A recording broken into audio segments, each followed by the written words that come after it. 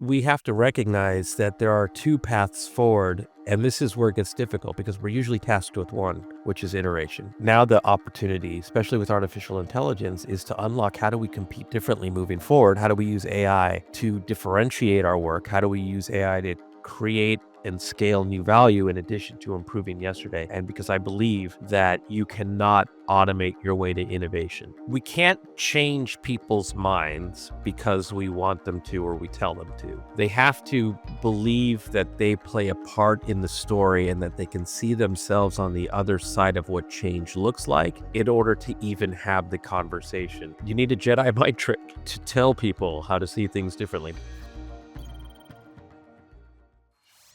Welcome to Data Framed. This is Richie. A consequence of widespread AI disruption is that now everyone is expected to be an innovator. There's a core expectation that you will change your workflows and come up with new business ideas and product ideas. There's a romantic perception that innovation only comes from geniuses, but you don't have to be Leonardo da Vinci. Innovation is a skill set and a mindset. And that's what we're going to be discussing today. Our guest is Brian Solis, the head of global innovation at ServiceNow. Forbes called Brian one of the more creative and brilliant business minds of our time. He's written 9 books, including the best-selling Mindshift. Brian's work focuses on AI maturity and building a vision for future innovation. So, let's find out how to innovate. Hi, Brian. Welcome to the show. Richie, it's about time. I know. Where have you been the last 300 or so episodes? It's exciting times, as I'm sure you're aware. There's so much going on with AI. Really, really interesting stuff, but it can also feel difficult to keep up with stuff. Sometimes easy to feel like you're drowning. How do you stay afloat? I got AI floaties, and they go right here. And every day the news cycles come through, the technology breakthroughs come through. I'm riding along right there on top. But you're right. It is becoming more and more difficult. So just as an aside, I'm someone who absolutely believes in having the most minimal amount of tabs open in any given day. And every day there's a new report, there's a new article, there's a new breakthrough. And right now I am drowning. I think that last count I have over 30 tabs open of research I need to read. And so let me just say that I'm in the process of building and deploying agents and digital twins to keep up. Okay, I like that, using technology to solve the problem of too much technology. Do you think it's going to work? Well, it's not working as it is without it, so anything can be better. Let's hope so. Fingers crossed. I'll report back. Okay, all right. Yeah, so I think it's a challenge that everyone faces is like, how do you deal with the sort of fire hose of information and new developments? Beyond, so I know a lot of your focus is around changing your mindset in order to be able to deal with this. So talk me through, maybe, I guess to begin with, give us some motivation. So have you come across anyone who has sort of successfully changed their mindset to be more amenable to innovation? Oh boy, you just want to jump right in. Oh, yeah. Uh, Straight to it. I suppose if it was easy, we probably would be in a very different state of affairs in terms of all things related to a mindset. It took an entire career to write this book. It's called Mindshift: Transform Leadership, Drive Innovation, and Reshape the Future. And what I had learned was that we can't change people's minds because we want them to or we tell them to. They have to believe that they play a part in the story and that they can see themselves on the other side of what change looks like in order to even have the conversation. And what I had learned is that you need a Jedi mind trick to tell people how to see things differently. But no, in all seriousness, it is the work is on the person who has a vision to help other people see, feel, and believe in that vision. And it's taken a long time to figure it out, but I got to tell you, Richie, the storytelling element of this becomes more important than I think than people give it credit, but it's certainly as important as the vision that you have. Okay, yeah. So storytelling is one of our favorite topics here on Data Framed. Okay, do you want to talk me through like how does storytelling help change people's minds then? Yeah, well, I'll give it my best. I wouldn't say that I'm an expert storyteller, but people like Nick Sung or Nicholas Sung, uh, who used to be a Pixar Disney storyboard artist, to me are the experts out there. In fact, so much so that we've worked together over the last decade. I've hired him on a couple of fronts to kinda teach me the ways of Disney Pixar storytelling. And I think what's most interesting is that as a storyboard artist that he is, he would say that when you think about putting together these cells or these frames of how a story unfolds, that you might be doing so at a sequential series of events in order to sort of play out the story, play out the character development, and then use that to get it to a point then before you invest in the expensive animation or shoots, or in our case, speaking with executives on what the data means and what's on the other side of the data and what potential strategy could look like as a result. But really what it's for is it's an understanding, it's an opportunity to basically put all of the pieces together, not just the data in our case, but also the people on the other side of the data or the processes or all of the things that kind of serve as the foundation for a story. And that the whole point of storyboarding was to, beyond the assembly of these pieces and people and things and ideas, was to test the believability of the story and of the characters and also the relatability. Do you see yourself in it? Does it mean something to you? Does it move you? And then as any true hero's journey unfolds, it puts you as the audience or as the stakeholder through the process of recognizing that you are part of the story and that you go through these transitions in the story of not just believability or relatability, but also uh, empathy and what's on the other side of empathy, which is hopefully that you see yourself in the story so much that you wanna be part of the change, that you wanna be part of the solution, and that you wanna be part of the outcome. And so there's a deep, deep sense of humanity. There's a deep sense of emotion, and there's a deep sense of losing the ego, a deep sense of vulnerability as the storyteller to put take yourself out of the way and let the story become the thing that other people can connect with. It's selfless, but it's beautiful and wonderful, and it's also a lot of work. But what happens is that then you scale empathy from one to many, which then sets the stage for a better outcome for whatever the story is you're trying to tell, for more than one person on the other side to want to be part of that transformation. So Nick Sung is his name. He now works with he still does animation and storyboarding, but now he works with organizations like Nike. It's a famous story of him working with Airbnb. If you want to look it up, it's called Snow White, where he helped lead their transformation. But storytelling has always been at the center of his work, and every bit of transformation I've ever done and am still doing now with AI. That's cool. So, I love the idea of doing some storyboarding and thinking about what you want to say, especially in a business context. Like before you have that conversation with your CEO, is like maybe just think a little bit first. Brilliant idea. And also I love the idea of having a bit of empathy with your audience, like making them feel something. Now, if you're Pixar and you go like, I think what was that thing in Toy Story 3 with all the toys like about to melt? I don't want to spoil it for too many people, but yeah, that's a really emotional moment in a business context. You don't, you've not got like the toys and the sad moments. But so, talk me through how do you get empathy in a business context?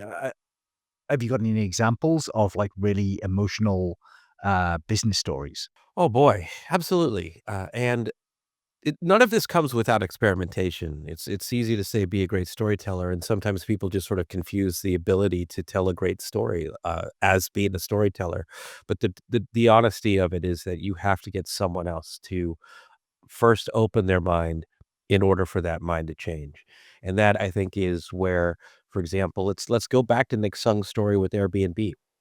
I think that because that's the story that changed my mind, and it was at a time where Airbnb was going through an incredible transformation. They had a real big brand issue, real big NPS issue. Uh, Mobile was coming up at a time where it was gonna require not only just a different interface, but a different way of navigating a service like Airbnb. So what they had recognized was that the heart of the problem was that they were a data company, they were a logistics company in many ways, and that was part of the problem. What they didn't know was how to effectively recruit more hosts for properties, whether that was rooms or apartments or houses, and how to recruit more travelers and visitors, and then how to connect them via a mobile device or a smaller screen. One day, Brian Chesky, his co-founder, and now he's the current CEO, was on a holiday flight and he was reading the story of Walt Disney. And in that Walt Disney biography, they talk about how storyboards were used for the movie Snow White. And at the time, storyboards didn't exist. Snow White was the first animated motion picture. So they were breaking a lot of ground. So storyboards became a way of testing a lot of things out before making a movie and breaking ground. But coming back to the relatability and the believability, that became the art and science of storytelling because essentially you had to practice. Like Disney and his Imagineers and artists would practice the storytelling in front of these storyboards with a room full of other artists and colleagues to test the believability and the relatability and get that feedback before the story was ever told. So I guess there's two business cases here. One is the making of Snow White and how that became successful coming out of the gate. But it touched Brian in that he realized he didn't have the relatability, the empathy, the emotionality of what Airbnb was trying to become because he didn't know the hosts and he didn't know the users. He was thinking about it as space, as people saving money, as people getting different types of experiences versus going to a traditional uh, a hotel or what have you.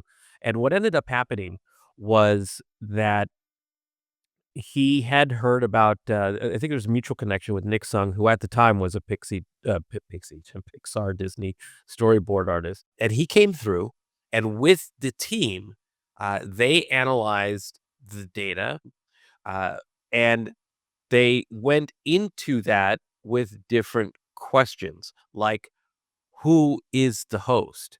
Who is the guest? Why does somebody open up their home to strangers? Why do strangers go to a stranger's home versus a traditional hotel with amenities, et cetera, and a brand? And so they let the data tell the story. They used the insights that they were getting to start to build that story arc. And then they used Nick Sung to visualize them those stories. And so they came up with a host journey and they came up with the guest journey. And for the longest time, those storyboards existed in the Airbnb lobby. But why this is an important story is because number one, it helped just like in the room full of artists and colleagues for Disney, it helped everyone at the organization see the ahas at an emotional human level that they didn't see. Like it gave their work purpose, it gave their work meaning, it gave that transformation now sort of an understanding of what are we doing? What's our mission, our vision? What's the North Star? What could success look like on the other side?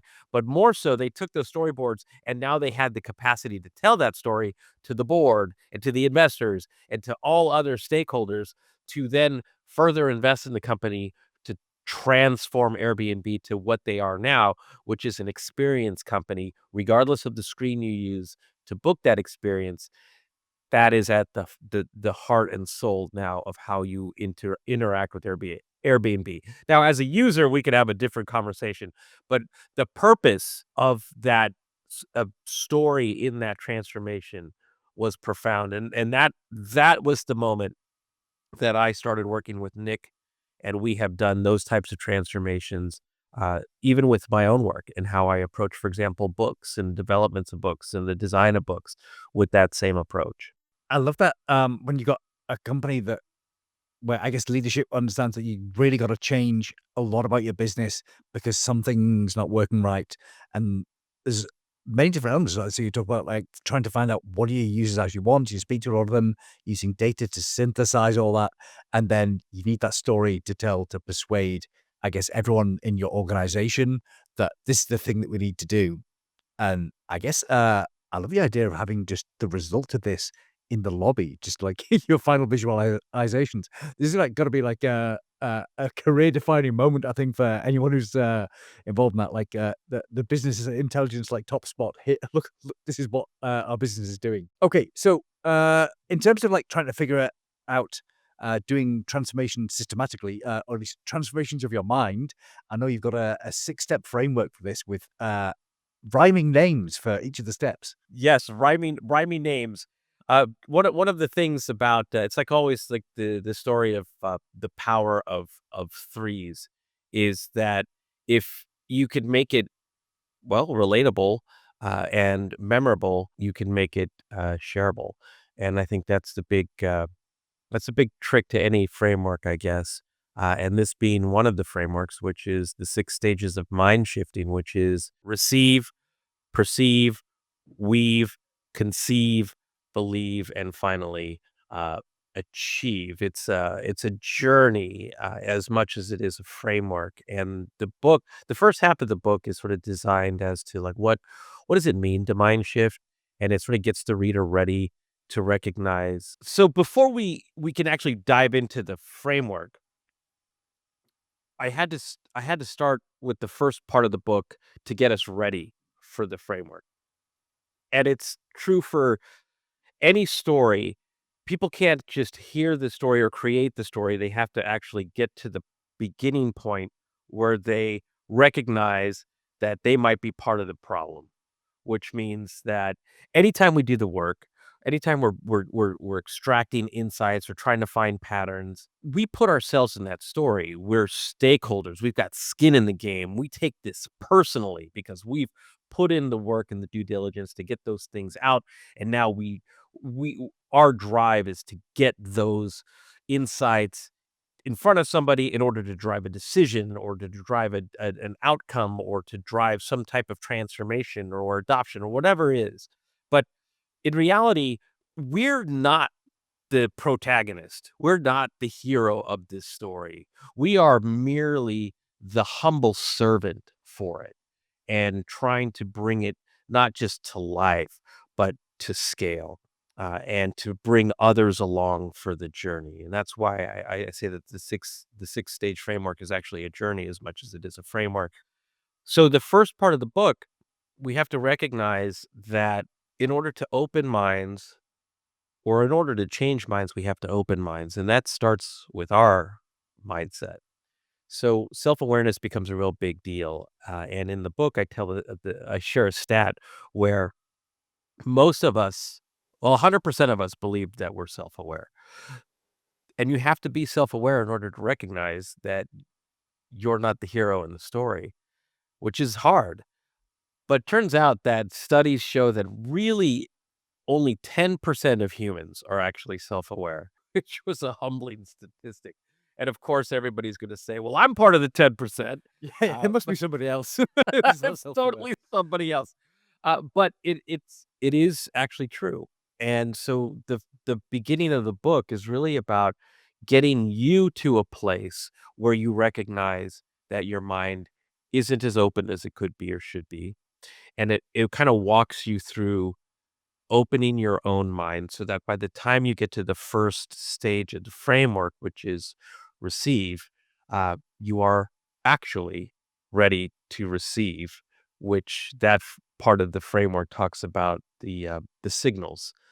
So that could be data points, that could be whatever you're tracking, in terms of then receiving those signals to not just analyze them, but to interpret them, to essentially empathize with them, to humanize them, and then carry you on through the rest of the journey. Okay, so I love the idea that openness, to new ideas is important. So I remember with all the sort of modern psychological or psychometric tests, there's like 5 big personality traits, and openness is one of them. So is this something that's fundamental to people, or can you learn to be more open? Not only can you learn to be more open, we all need to be more open. I think that's part of the problem that we're facing in society today. So, outside of artificial intelligence and business transformation, uh, if you look at socioeconomics, if you look at politics, if you look at just look at social media in general. I wrote a book about this in 2019 called Life Scale. It probably is more important today than it was when it came out, and it demonstrated how insular and polarizing information was becoming in social because of the people we follow, because of the algorithms that determine what we need to see and what we don't need to see, that we were sort of perpetuating a much more finite realm of information, and as a result of just being human beings, that information then becomes our reality because we're not self-aware enough usually to recognize that there must be something else that I'm not seeing or considering. And so just our day-to-day life perpetuates the challenge that we face. And if we bring that same mindset into our work, we bring a limited view of the opportunity and of possibility. And so this is in the absolute best case can lead to iteration, which is taking those insights and improving what we did yesterday to do better tomorrow, profitable, scalable, faster, et cetera. But we'll never get to innovation that way. And so what we try to do, just in terms of a long story short before you frame up your next question, is we have to recognize that there are two paths forward. And this is where it gets difficult because we're usually tasked with one, which is iteration. Now the opportunity, especially with artificial intelligence, is to unlock how do we compete differently moving forward? How do we use AI to differentiate our work? How do we use AI to create and scale new value in addition to improving yesterday? And because I believe that you cannot automate your way to innovation. So this is an interesting point. Like, do you iterate on your existing stuff, or do you go for something completely new? So we've had differing opinions on the show already. So last year we had Ilya Strebulev from Stanford University. He works with a lot of venture capitalists, and he was like, "Yeah, you got to go for the big bets on something completely new." And then earlier this year we had it was Don Kiefer and Nelson Refening from MIT talking about, well, they come from like a manufacturing background. I was like, okay, well, you just got to find like one problem at a time, fix that, and just solve lots of little problems. And that's the way to success. So it's like, do you go for the big bet or lots of smaller bets? So I'm not sure whether there's one right answer to it, but there's certainly different opinions. I'd love to hear your take. I think context matters. It's always mattered. But I don't know that there's one right way forward. I think what I need to understand in every situation is who and why are we even considering this? Whether that's going from first principles, whether that's going to before we get to first principles, kind of getting to the even the answers to those questions. That is the hardest part, but it's also I would argue that it's one of the least traveled paths to resolution or outcome. And the reason I say that is because, as my friend Ryan Holiday famously said, ego is the enemy. So, what how I interpret that in my work is we are where we are because of our experience, our success, our ability to get to that outcome or resolution systematically the way that we've always done. So that in many ways has made us successful. And I would argue that that in many ways puts us and locks us into a position of iteration, not innovation. And so whether I make those bets, whether they're small, medium, or large, are going to be limited by my hypothesis or idea or my gut feeling around what that iterative potential is. And I won't call it iteration because it's my idea. It's my methodology. So therefore, it can only be innovative. Uh, but that ego check that I have for myself is I'll make 2 columns or I'll make a 4 or, 2 by 2, whatever I'm working on, and I will say one bucket is iteration, One bucket is innovation. I define iteration as improving yesterday. Innovation, I define, and this is just for simplicity's sake, innovation I define as creating new value. And so now I have to see, does this idea or does this bet fall into either of the buckets? And my assumption is that I need both buckets eventually and systematically over time to improve and explore, or exploit and explore, as many thinkers would say. But you can't get both with just one, and you can't unlock exponential opportunity with just iteration.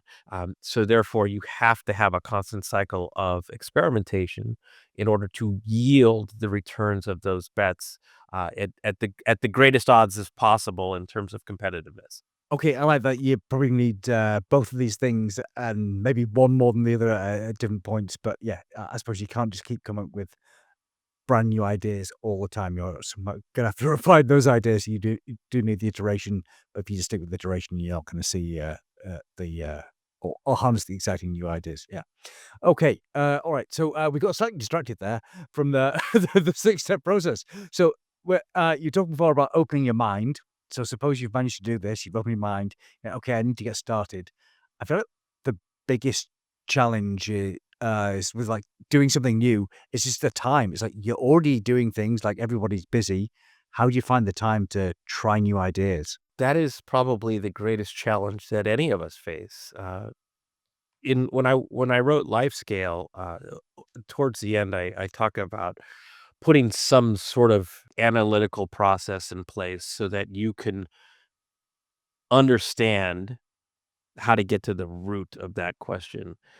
And what I had found is that time is a construct largely built on belief systems, and those belief systems create corresponding value systems. So, meaning a typical week is probably structured with meetings, reporting. Uh, those two things alone probably take up a majority of that time. If you use Teams or if you use other internal messaging platforms, that's probably let's not forget email. Those platforms are also going to take probably an unruly and unwieldy amount of time. Added to that with meetings, well, those pockets of in between, aside from bio breaks and lunch and what have you, you're not left with a lot of time. The joke is that weekdays are for meetings and email and messages, and weekends are for catching up on the work that you were supposed to do. And uh, so kind of coming back to that time as a construct of beliefs and values, a simple question is, where am I trying to go? What does success look like at the end of the week, end of the month, end of the quarter, aside from all of the other things that everyone else says are, that's what success looks like. Because what we have to do, this is hence the name of life scale. Uh, where are you trying to go so that the activities that you mindfully invest in are scaling your life or your work in that direction? Because if you're not structuring your day around those things, then you are not achieving then what you're setting out to achieve. So the measure that I used, this was before mind shifting, by the way. I had to come up with a mechanism in order to create the time to research and write Mindshift. And so what I started doing was tracking what I did every single day and how much time was spent towards it. And I put this pie chart together. And let me tell you, if the word humbling ever really was a gut punch, that that was it. Because I saw exactly how very little time I was making to do the things that I set out to do. And that Boy, I mean, and okay, so that's part 1. Part 2 is then what are you gonna do about it? You gonna say no to all the meetings that come to your way? Are you gonna say no to responding to messages and to all the team's messages? Well, you have to create like you do in your personal life, you have to create boundaries and guardrails and governance systems that dictate then how you're going to spend your time, how you're going to communicate that to people, so that you're not part of the problem in the organization. You're part of the solution, that you become a leader, that hopefully this becomes contagious so that other people are doing the same thing as well. So I'll give you an example. The most powerful word in this transformation is no. No, I don't need to join that meeting. No, I don't need to respond to that message. And then also start saying, what are you saying yes to? And you have to communicate that out so that you're not the problem child. You are the person who is actually taking a leadership position and achieving the things that are going to help you, your team, and your organization. So that exercise was as painful but as thorough as necessary to answer your question, which is if you do not make the time, then you do not achieve what you're setting out to achieve. And that was the hardest part, was recognizing that I was the problem in that scenario. Wow. I can imagine that's a very tough thing to do. So, okay, I'm the problem. Yeah, and it's very easy to be the bottleneck. I think, especially when you're collaborating with other people. So, I love that idea of saying no to stuff. Do you have any tips for like how do I politely decline this meeting or this piece of work or whatever? Like, how do you say no in practice without just annoying everyone you work with? It kind of comes back to storytelling, because there's how you're intending to say something, and then there's how someone's going to receive and perceive that message. And so I probably spend way too much time thinking about that stuff because I'm an empath at heart. So that comes with its own set of challenges. But I'll give you an example. A friend of mine, this is a funny story. Says that it, I don't know if it's folklore or if it's actually research based, but the idea of a 60-minute meeting became the norm simply because it was the default setting in Outlook. And the same is true when it became the default setting for 30 minutes. That became the norm. Suddenly, every meeting had to either be 60 minutes or 30 minutes. Most meetings, whether it's 60 minutes or 30 minutes, most meetings will last that long, just because that's your mental model for how long a conversation takes place. But, I think it's Jeff Bezos who famously said that, "We're not gonna have meetings like that. We're going to have meetings that are aimed at outcomes, or decisions." And so they changed sort of the framework. But before I get that, a friend of mine decided, well, 30 minutes is unnecessary. I have studied my time spent with others, and that 30 minutes is there's a point of diminishing returns in that 30 minutes where we just sort of start filling time at the beginning, at the end. Let's get right to the meat. And he started experimenting with 20 and 25-minute meetings. And he had found that when he would send out invites, or if he received an invite and then asked for it to be switched to 20 to 25 minutes, or whatever he felt was necessary, the natural response was, "Is my time not worth your time? I asked for 30 minutes and you're proposing 20 minutes." It's, because our mental model with us is with ego at the center. Uh, how could that possibly be? So I don't know if, he's the kind of individual who's like, "That's my time, take it or leave it." But I would say, like, a fixed auto response. I'm experimenting with a new thing to see if we can't give each other time back, to improve our own day-to-day productivity and the deliverables that we're saying to do. Whatever it is that you wanna say. So I'm experimenting 25 minutes, and by the way, here's what I learned: if we organize the 25 minutes this way, we get some things done. Jeff Bezos sort of said, "This is how our construct is gonna be. You're in the invite, have your pre-work. So you're gonna carve out time to get that stuff in your head, processes it, and then in our time together, we're going to make decisions about it so that you kind of break it out in stages." But it's really now what you're starting to get to is how do we not hurt feelings, but also communicate the why we're doing this to see if we can't make it contagious. And now you're talking about norms, you're talking about behaviors, ultimately, which add up to the culture of work. And that's a bigger conversation because that technically needs to be designed not one employee at a time, but from a leadership level, like Bezos and their meeting culture. But I think transparency, and even a little fun involved in why you're doing that I think goes a long way. Definitely. I do like the idea of transparency there, and I feel like there's not many people are gonna push back on shorter meetings. Like, maybe there's a couple of people who are, like, really enthusiastic about meetings and they want the extra time, but most people seem like, "Right, shorter meeting, fine." And you say, "Okay, Jeff Bezos recommends shorter meetings." That's probably gonna be good enough for most people. Hopefully, but I did find it fun in, I mean, look, just think about it this way, if I get to the rest of the story later, then great, but think about it this way. How often have you been in a meeting where it goes all the way to the end of the scheduled time or even over, and you're like, "My goodness, this is this could have ended a long time ago." We've shifted from productivity, to pain. Like, now my impatience is all consuming, and I just wanna leave, and then suddenly someone says, "I think that's it. I think we've got everything covered. I'm gonna give you back 7 minutes." And you're like, "Oh, wow."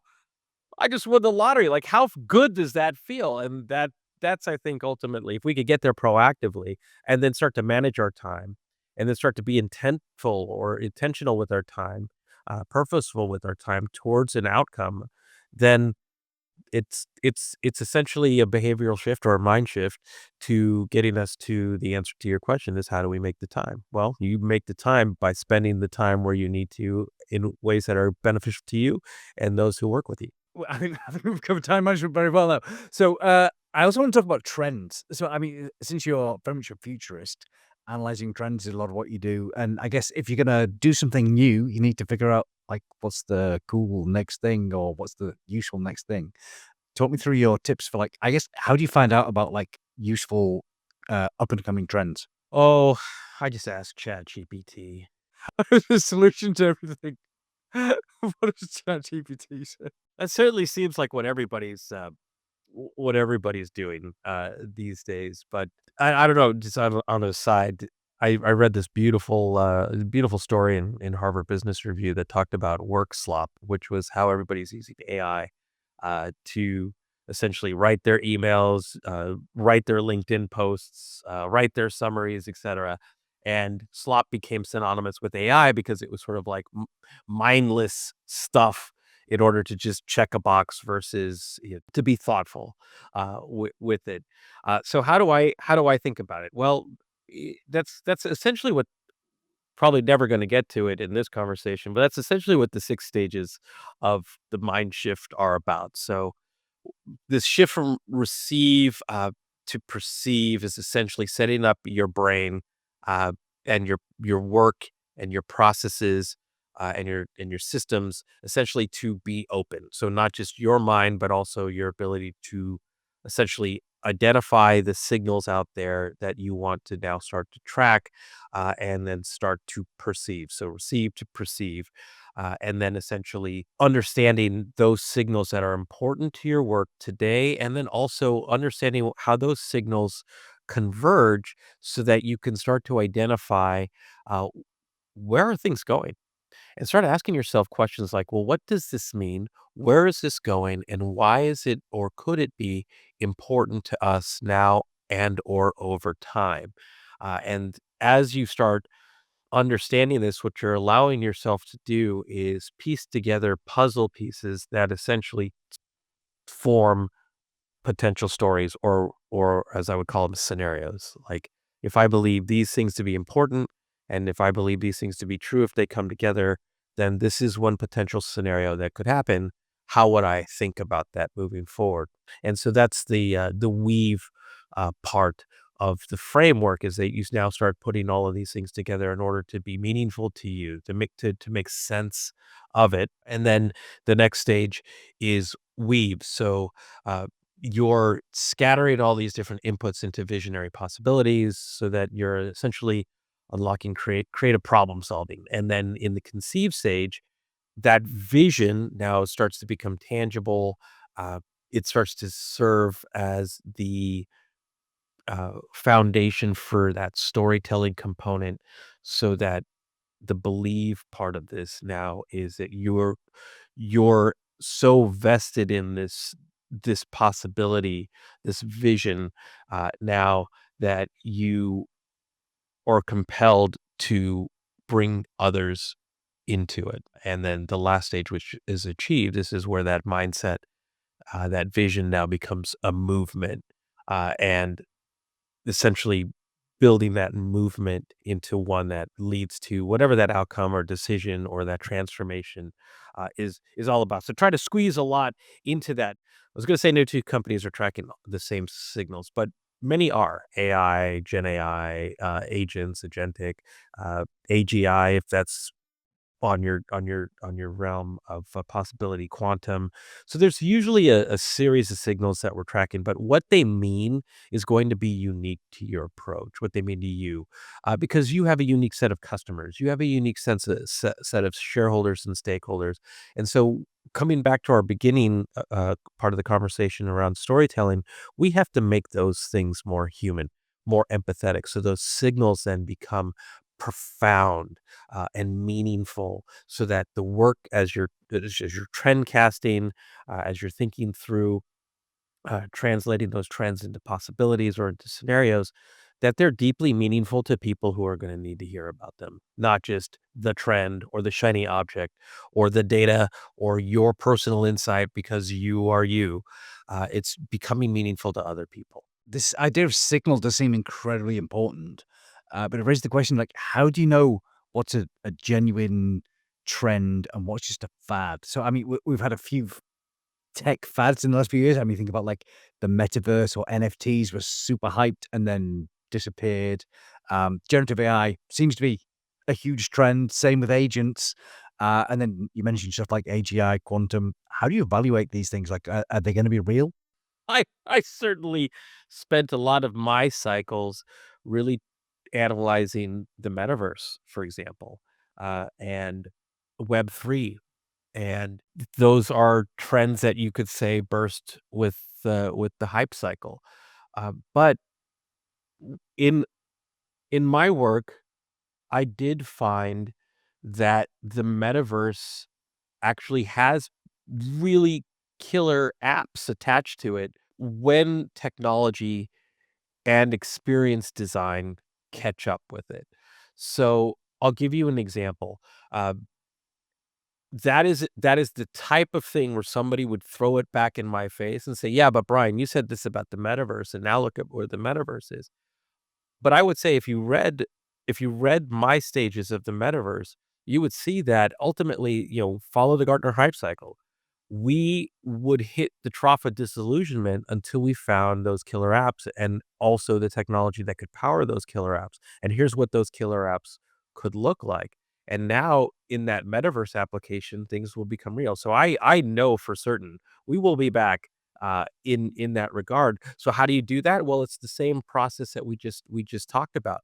It is it is sense making of all of the things that we need in order to be able to make it meaningful to our organization. So we can assess where we are, we can assess where things might be, but ultimately we have to make sense of why they're impactful to our organization and when they might be impactful and why they might be impactful. So the example I want to give you with the metaverse, not that I'm championing that, all right, there's still plenty of work we need to do around the 5 stages of AI, which we can get to as well, or 5 stages of generative AI, I should say. There's a new model that just introduced by Dr. Fei, and she's tremendous. If you don't follow her work, she's been in AI forever. Dr. Fei Li, Stanford, uh, brilliant mind in artificial intelligence, and her new company just launched a model called Marble.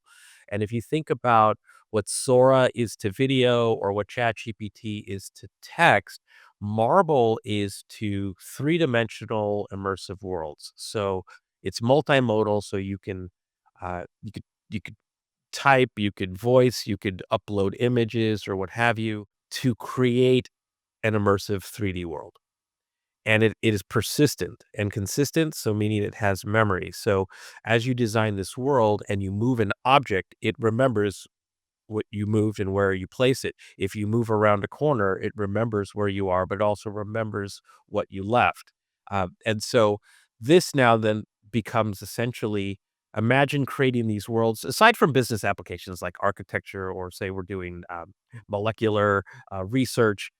Say something silly, like for me, not silly, but fun, like a game, or for VR.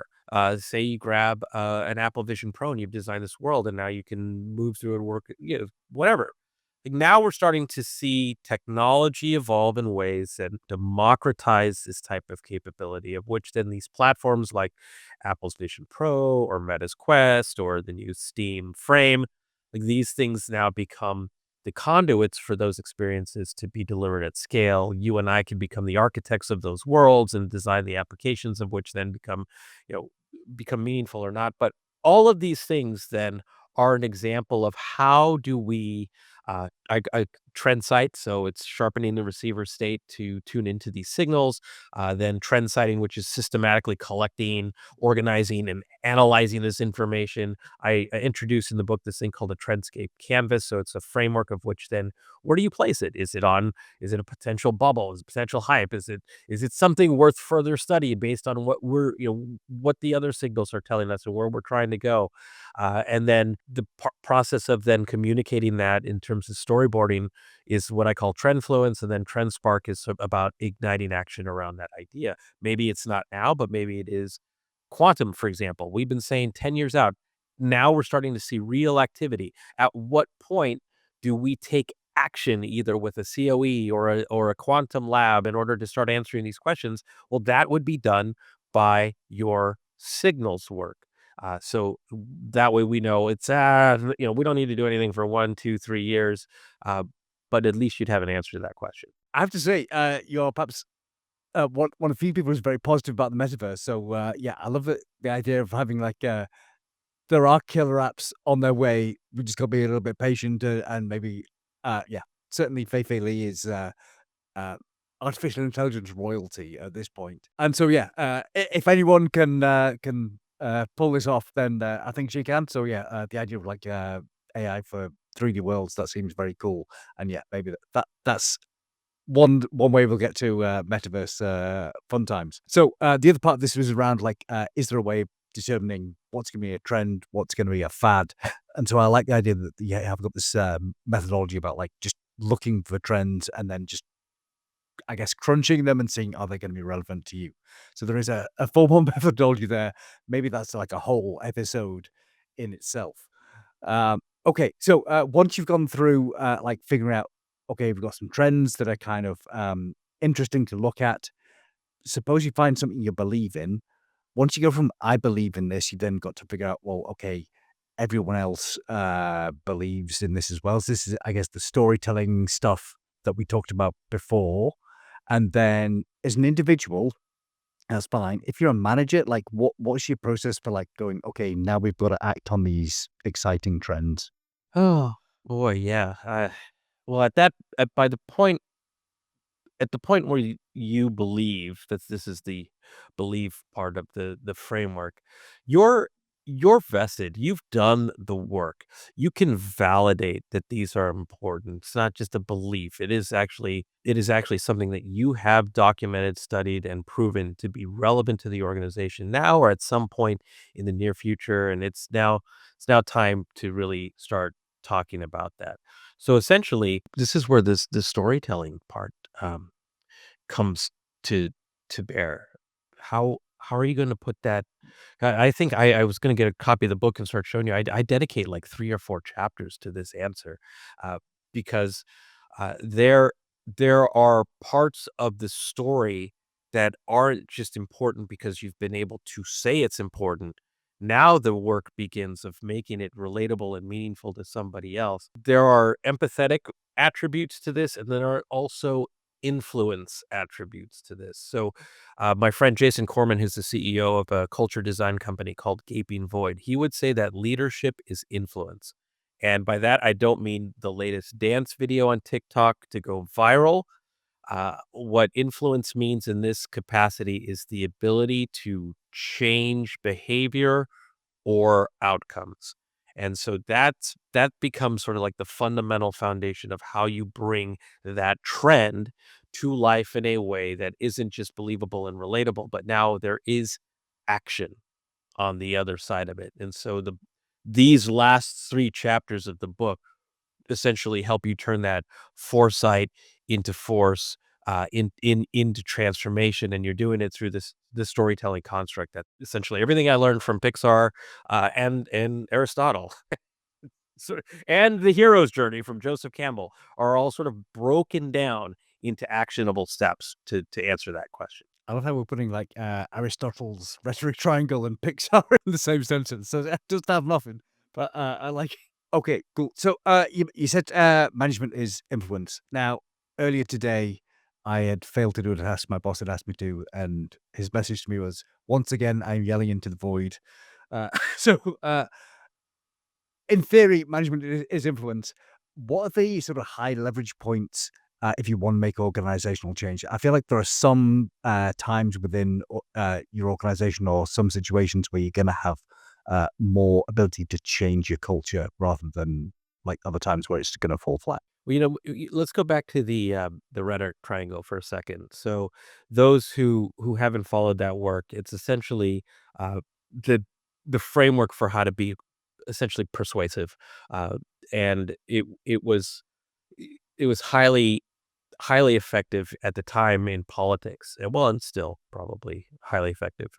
I would add now a fourth dimension, which just seems to be polarization, but we could talk about that later. There is, and I say political within the organization, in its truest sense, in that you have to win favor, you have to be convincing and persuasive, and you have to have someone's interests in mind because they need to believe that you are, or they are a constituent of yours, that they are a colleague of yours, and that by listening to you and potentially working with you, that there is something in it for them, whether it's better, faster, cheaper things or greater influence on their own part.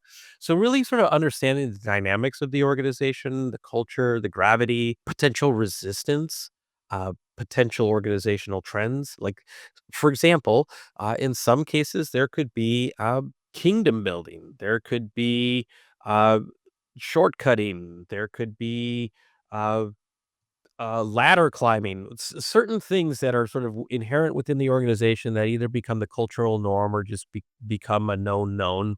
And these become things we have to that we have to sort of navigate. But in any story of change is understanding where we are and where we want to be, and what are the things that inhibit us from getting there. I have to say that some of the best work that I've ever done before I even think about driving change is understanding how people perceive where we are, how people perceive what some of the challenges are, and how people perceive some of the opportunities are, even if they haven't done all of this work you and I have been talking about for the last hour. That does two things. One, it gives you a real understanding of not just the actual landscapes dynamics, but the perceived landscape dynamics. And as we all know, perception is reality. The second thing that it does, it's not unlike, gosh, I hate to say it this way, but it's not unlike campaigning. You're talking to people, you're building relationships, you're listening to people, people feel like they're being heard. And as you now start to communicate, then your ideas and your thoughts, your potentials, the things that you're seeing, why you feel they're important, and why you believe it's important to them, et cetera, all the things that we talked about, you're creating a community of being heard and then getting feedback. And ultimately, that community becomes uh, not just mutually beneficial, but also mutually influential in theory, right? If we're doing things the right way and not talking about imposing your beliefs on someone else, but instead trying to help activate that rising tide metaphor that we've used so often. And I have this saying, kind of goes way back to the earliest ideas of Mindshift, which is like 10, 15 years ago, which was community is not about belonging. Community is about belonging in joining others that makes belonging matter. Like, why are we together? What are we doing together? And how do we do this not just together, but for the betterment of the community? So that's really the spirit of this. And yes, it's a lot of work. Yes, it's not in your job description. Yes, you have to try to squeeze this in between your 20 and 25-minute meetings and all the messages that you get, but making the time for the right things with the right people, for the right reasons towards the right outcomes, it is the right way to move forward. It is the right way to bring about differences or to make an impact, to make a dent in the universe, as Steve Jobs would say. Okay, so I love that analogy of getting your colleagues to try a new idea. It's like a political campaign, and you've got to be there, I guess, knocking on doors and saying, "Okay, this is what we're going to do now. This is how we believe stuff." I'd love to touch on the operational side of things because we've been through a lot of steps in terms of like changing your minds. You've got to change your own mind. You've got to change your colleagues' mind. You've got to like create this community where people believe in this stuff. At some point, you have to do the new work, and I'm wondering, like, when do you start that? Like, do you go to implementation after you've built the community, or can you start earlier? If I knocked on your door, and let's just assume you live in a neighborhood where you would open the door to a stranger, uh, and I hand you a pamphlet or a brochure or something, and I say, "Here, I need you to vote. Here are all the reasons why." You're probably going to take that, maybe give it a glance or 2, see something your mind naturally wants to gravitate towards seeing the thing that's going to just make it easy for you to just go recycle it instantly versus wanna read through the rest of it. And so that in that entire process, I just lost my ability to operationalize anything by handing that to you and just assuming that you would connect the dots and come with me. That aspect of community building isn't just about rallying people together around a North Star or a mission that we all believe in. It's also helping to understand then how we systematize our next steps as a community. Rarely does the person who recognizes the signals uh, become the leader for enacting those signals or the strategies necessary to benefit from those signals. Those people who do are usually entrepreneurs or founders, and they go create a company around it, and they're they're that founder throughout, like Brian Chesky at Airbnb. Uh, so this is where an organization then is modeled around how can we activate this at scale, whether that there's an official construct for that or whether it's a matrix model, what have you. Um, I do believe that, let's just say, artificial intelligence. It is generative AI probably stood up a number of COEs, maybe also a number of advisory boards and task forces. And so in many ways, however it got there, that process of championing it, became the system of which then stood up this group of which then part of it was to either become the center of excellence for governance and information and knowledge, or it became also a center for strategy and execution, or that existed somewhere else. So, however the organization culture and construct is sort of models throughout that system, but it really becomes meaningful once it's organized on a RACI model or whatever model you use, and then, uh, measures are tied to it. And then also the good old "what's in it for me" is inherent, in this work too. But the reason why generative AI sort of scaled that so quickly is because I always say there's 2 moments for an impetus of change, and this is important for the storyteller, which is there's the aha moment, which is, "Oh, wow, Brian, this signal that you're talking about, that something called generative AI is on its way, and the way that you made me see, like, what my work could look like on the other side of it, we gotta take action, and now there's a bunch of people like that in the construct, and now we're gonna form a COE to start learning more and propagating this information throughout the organization, teaching people about the marvels of generative AI." But in reality, that's not what happened. In November 2022, it launched, and everybody found the other moment of change, which is, uh-oh, we gotta do something. All hands on deck. Let's go figure this out. And then sort of like back into that formal process of change. But it usually will find, it'll usually find its way to a center of excellence, task forces, RACES, and measures. But the difference I would like to see moving forward is that how often can we respond to uh-oh moments? Understanding that technology is faster and more impactful with every wave. And AI itself is, I believe, transformative. In our work at ServiceNow, Bill McDermott, our CEO, he talks a lot about AI business transformation. That is his North Star. And by that, he doesn't mean like what MIT found in its research, like 95% of AI pilots are failing. What he's talking about is breaking out potential ideas like we talked about earlier from not just iteration, but to innovation. Like, what can we do differently with AI? And how can we tie that idea to something that's a bigger impact across our organizational construct? So what could be end to end? What could be cross-functional? What could work across silos and across data centers? And that type of thinking, those types of questions are gonna beget answers. And so the reason I'm sharing this is because not every change can happen at a grassroots organic level. Sometimes we're gonna need change to happen at the top and then to activate all of this stuff. But that leadership, this was the biggest inspiration for Mindshift, is that I believe we need a new genre of leaders who want to believe that things can be different, that want to explore the unknown, that don't want to just take all of these trends that are happening and put it in the box of business as usual, who and use terms like, "Oh, this is a new normal," or "This is a next normal," but who want to control, alt, delete, and reboot as something better and more meaningful and impactful to society, the world, to markets, to each other, to employees, to stakeholders, shareholders. Like, I want a leader who wants to mind shift and bring other people along to empower them to mind shift, to also be leaders. Because I believe a true leader isn't someone who tells somebody what to do. A true leader is someone who empowers other people, who also find ways to be better and do better at scale. That's a great vision. I'm on board with that. No, I agree. So, I mean, the thing you talked about first was about how quite often changes happen, and uh-oh, and everyone has to panic, and that is a very powerful way of making change happen, but it's also exhausting for everyone where you're having to react to things and scramble to keep up.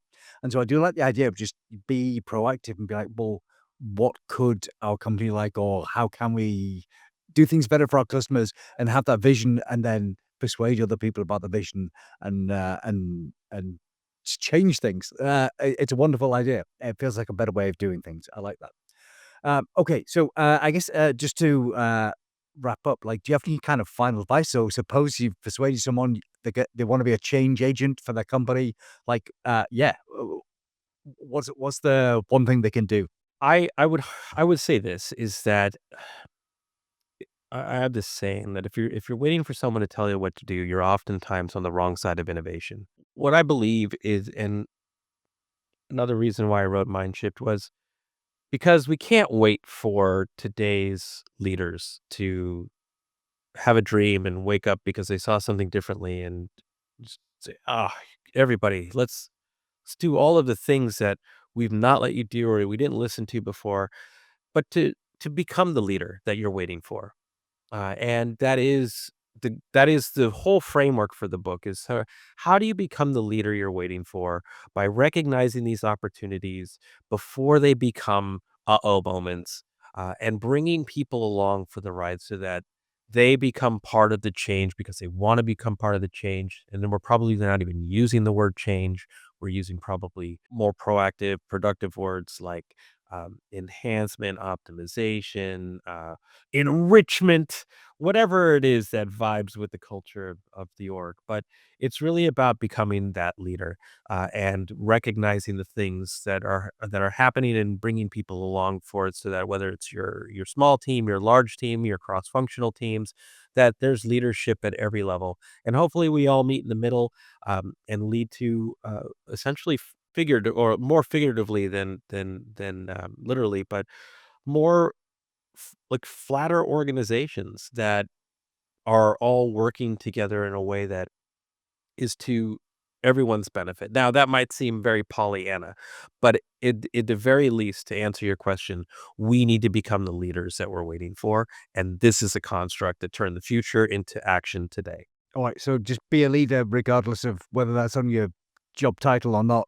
Yeah, I like that idea. Or just add it, there's a pen, put it on your business card if you still have one of those. But it's not a role. I mean, sorry, it's not a title as much as it is about a role. And I don't know that any any leader who wouldn't want people to be proactive and productive and understanding, like, what are the things that are going to impact us so that we can do something about it today so that we all win? Absolutely, yeah. Definitely some people who have leader in their job title, maybe not so much. Some people who don't have it on their title, and you can tell they really are leaders. So I like that. Yeah, that task for everyone in the audience then become a leader. Finally, I always want people to follow. So yeah, whose work are you interested in at the moment? Oh gosh. I going back to all those tabs. Your 30 Uh, tabs open. We can have a long list. I mean, it's hard. It's a hard question to answer because there's so many incredible people that of course, there's my team at ServiceNow and my colleagues at ServiceNow that I'm paying a lot of attention to, just simply because they're on the front lines of building the stuff that are bringing to life all of the things that we talk about. But I can't help but recommend a friend of mine. Her name is Allie K. Biller, or my friend Connor Grennan. These are individuals who are trying to make leaders out of just everybody, not just the people with the title, so that they can use AI versus being trained and waiting for that sort of construct to roll out. And like, how should you work with AI? Like, you take it, you take control of your own destiny by learning how to use it in your day to day, personal and professional lives. And they're doing all of the things. There's Amy Webb, who is an incredible futurist. There was just at the Drucker Forum with Johan Roos, who's got a book coming out called Human Magic, which is essentially how to use AI to humanize the collaboration, creativity, all of the things, all of the soft skills or the human skills that make people scalable, not replaceable with AI. Uh, but look, if you follow me on LinkedIn, you'll see that I'm constantly spotlighting their work, and so this becomes an answer in perpetuity. All right. I knew this was gonna be a good source of answers. Certainly, yeah, Connor, I know he came on one of our webinars last year. So yeah, he's a great speaker and a very deep thinker. And yeah, some more people to check out as well. All right. So I guess the answer is follow you on LinkedIn then and see who you're chatting about and get a good list. Yeah, or send me an email, and what I'll do is I'll take it as an action item, and I'll just actually, I'm just gonna do this anyway. I'm gonna put together a list of everybody I'm following and publish it, so that way it's like pay it forward, and maybe and hopefully there's people you don't know up today, and that way we're putting the ladder down for each other to bring everyone up together. Wonderful. I have to say, all those LinkedIn posts with just like lists of other influencers. As I spend half my life just like scanning those and contacting everyone for new guests. So yeah, that's a brilliant idea. I would say go and do that. All right. Thank you so much for your time, Brian. Richie, thank you, and to everyone listening or watching this, thank you for the opportunity to be here and for sharing my work and thinking. And if you have any questions, you can reach me at brian.solis@servicenow.com. My website is briansolis.com, or I'll see you on LinkedIn or your favorite social network of choice. Wonderful. All right. Thank you.